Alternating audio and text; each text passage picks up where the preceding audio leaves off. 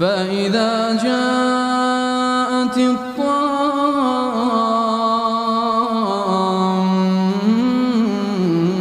الكبرى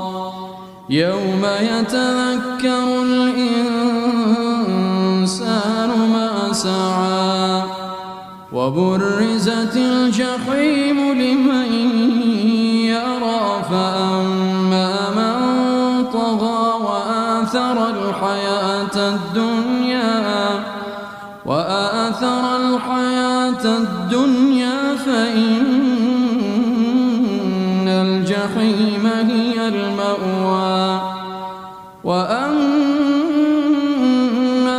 من خاف مقام ربه ونهى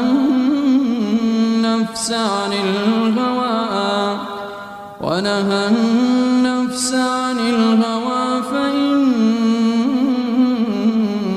الجنة هي المأوى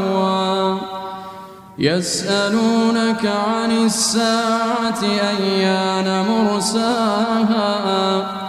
فيما أنت من ذكراها إلى ربك منتهاها إنما أنت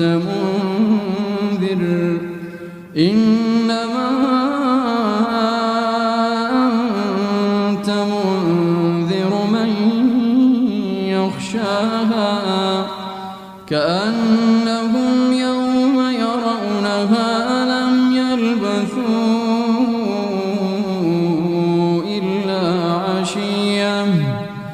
كأنهم يوم يرونها لم يلبثوا إلا عشية أو ضحاها.